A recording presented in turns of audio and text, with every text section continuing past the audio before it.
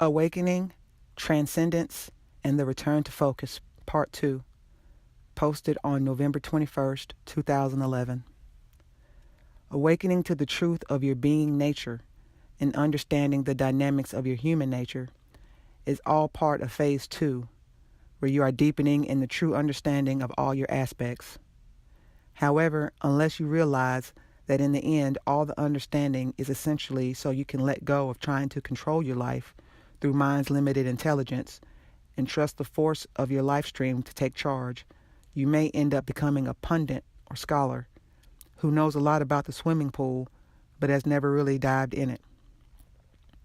The difference between awakening to the truth of life, Phase 2, and letting go into your life stream, Phase 3, is like understanding the makeup of an ice cream and actually eating it.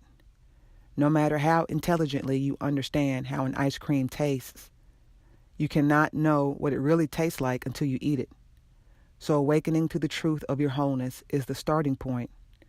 But if it's not followed up by actually letting go into your wholeness, you remain a prisoner to concepts without ever realizing in experience the freedom that you so deeply understand. What exactly does letting go really mean? In your heart, you know exactly what letting go means, and yet the mind wants to keep asking questions about it, mostly because it doesn't really trust this place of surrender. The pointer to let go is for that part of your awareness that's stuck in the mind, clinging to it, and a false assumption that the human mind has the answers to your problems. No wonder your mind is so full of fear, because you've bestowed upon it a responsibility which it does not have the capacity or resources to fulfill.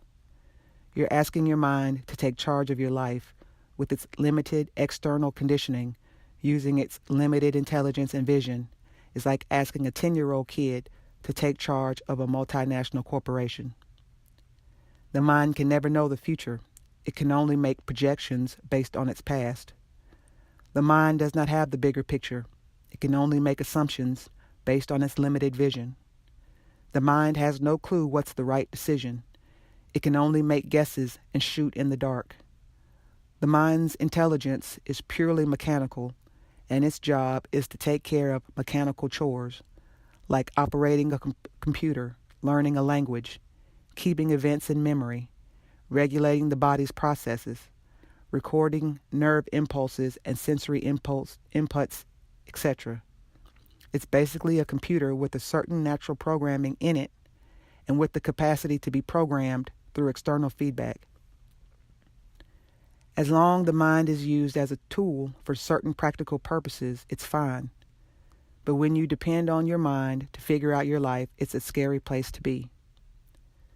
When your human consciousness understands that it's safe to let go of the mind and rest in its wholeness by connecting with the larger consciousness, the space of awareness in which all thoughts arise, it finally relieves the mind of this huge burden of running your life.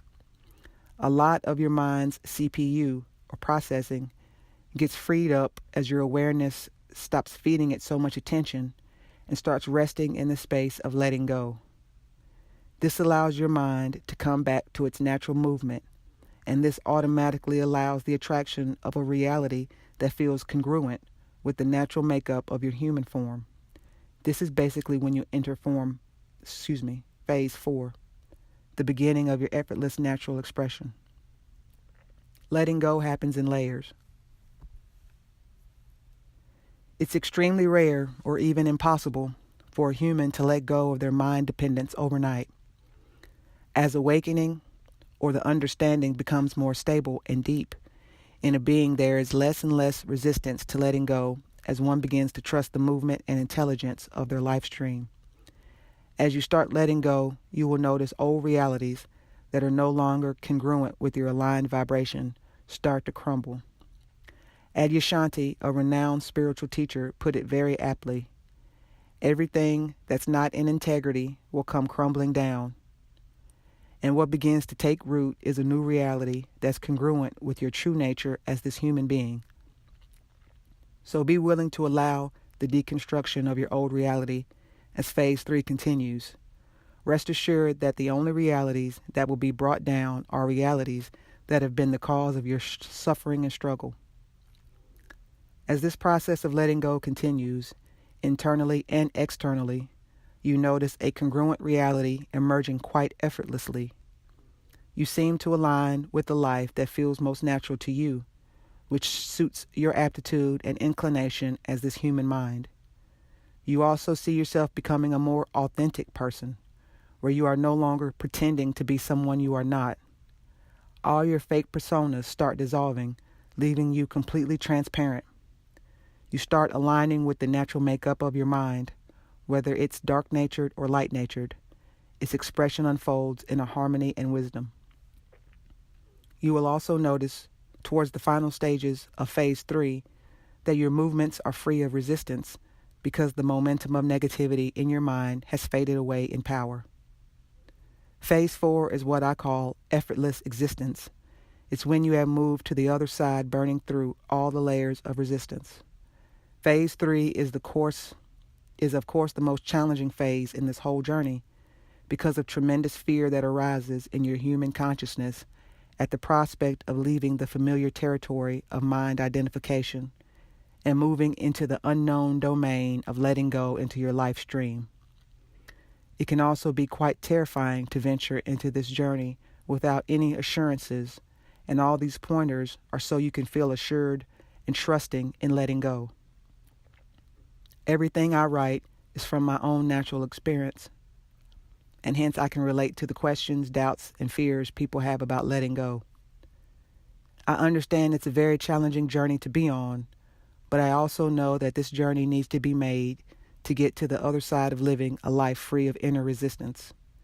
And when you are in a state of surrender, this whole journey happens quite swiftly. Some people have a very smooth transition, moving through these phases with ease. They are naturally trusting of life and have a low momentum of past negativity, which allows a swift transition to take place. However, a good majority find it very challenging to make it through Phase 3, though. When one is midway in this phase, the rest of the journey is just inevitable because the pull of life becomes too strong to oppose anymore. If you resist from here, you just get dragged into freedom.